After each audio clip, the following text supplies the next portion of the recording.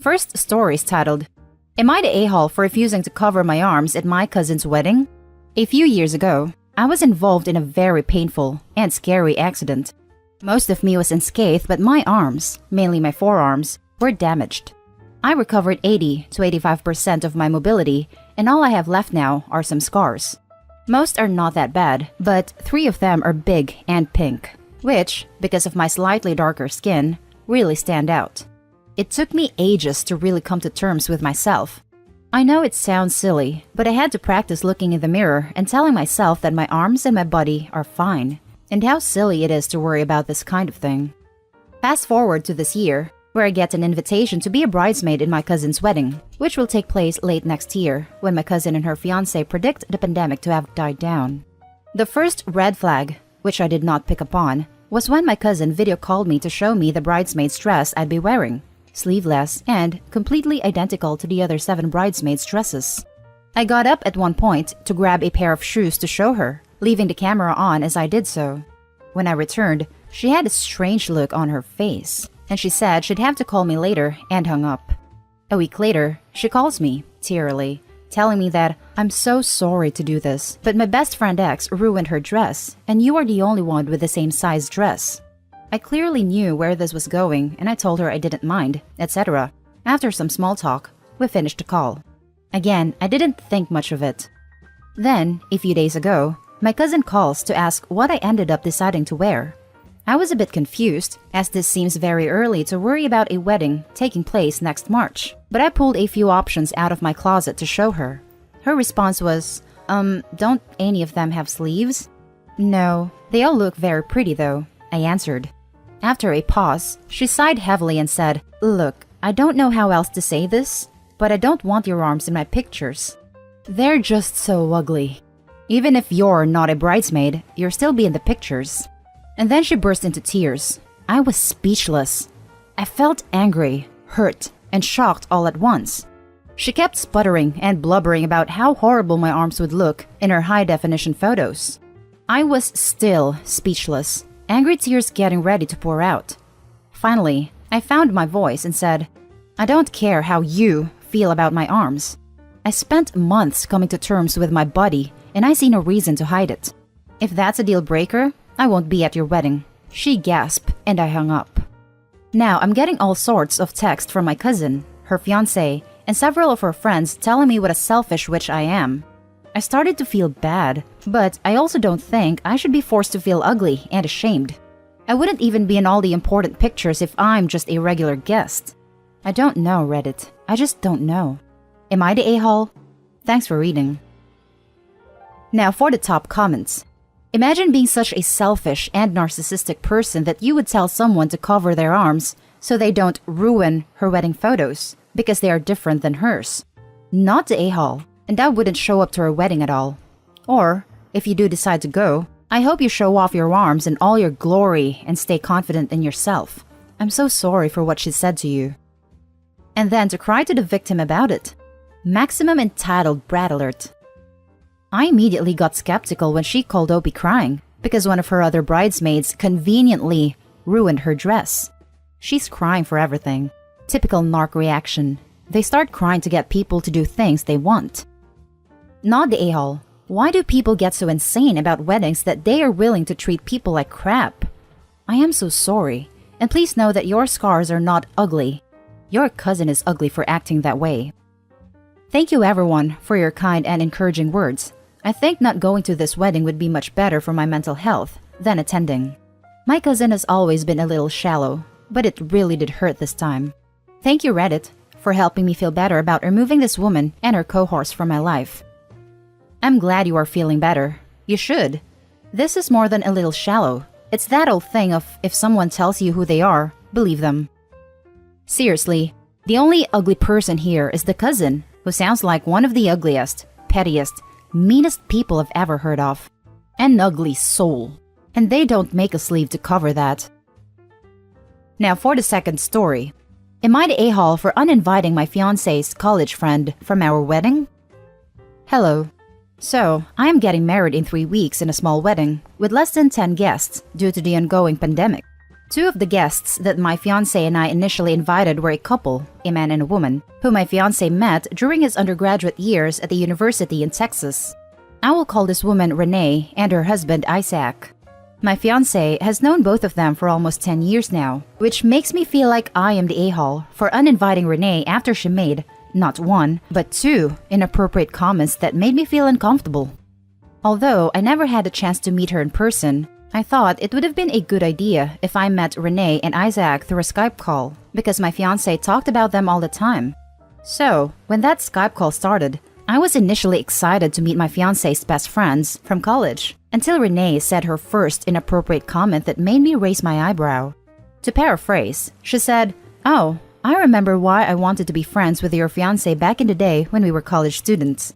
Because your fiancé said something so out there that it really caught my attention, that he was going commando. Yes, not wearing underwear beneath his pants, because he wanted to see how it felt like." Then, she and my fiancé laughed, but her husband and I didn't. Because, well, it was inappropriate for her to talk about my fiancé that way. When I confronted my fiancé about Renee's comment after the Skype call, he just shrugged his shoulders and said, "I can't control what other people say." Flash forward to a few days ago, several months after my initial Skype call with Renee and Isaac, and I decided to talk to Renee during a one-on-one phone call between me and her only, just so I can get a better understanding of who she is. Well, during that awkward phone conversation, we quickly turned to the topic of me and my fiancé's wedding theme. What are the colors? And I said to Renee, "Blue. Our wedding's theme is blue." And then, without missing a beat, she suggested, "Oh, well, I have a white dress with blue flowers saved in my list on my Amazon account. I am sure that dress will fit the theme. Can I also wear a dress that shows my cleavage?" My heart immediately dropped when she said that, but I was able to keep my composure because I didn't want to offend her in any way. So I politely said, "Please wear a solid color. Any shade of blue is fine." And then we hung up. When I called Renee a second time last night, she confessed that her dress was predominantly white with blue flowers. So finally, I just texted her, without any further elaboration, "You're not invited to the wedding anymore. And since we are not friends, there is no need for us to talk anymore. Goodbye." Was I too harsh? Now for the top comments. You're the a-hole. Holy crap. She shared a funny anecdote about how she met your fiancé years ago. Nothing inappropriate about that. She was excited in the moment about having a dress in mind. You could have politely told her you prefer her not to. Then you expected her to wear a shade of blue? Then you were really rude to her. Plus, she is your fiancé's friend and you uninvited her, and her husband obviously, for basically no reason. 2 people out of 10, so I'm going to guess they're super important to your fiancé, and your jealousy is showing. It doesn't sound like she uninvited her husband though, so that makes it even worse in my book. You're the a-hole for uninviting someone without talking to your fiancé first. And these uncomfortable comments seem much more innocuous than you seem to be taking it. Right? Commando? Oh, the horror. Grow up, OP. You're the a-hole. I would like to know how your fiancé reacted when you told him you uninvited his friend though. You're the a-hole.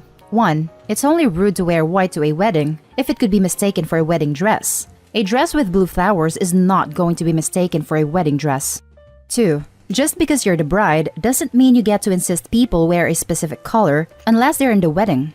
3. Renee told you that she wanted to meet your husband for being outlandish, not because she wanted proof that he was going commando.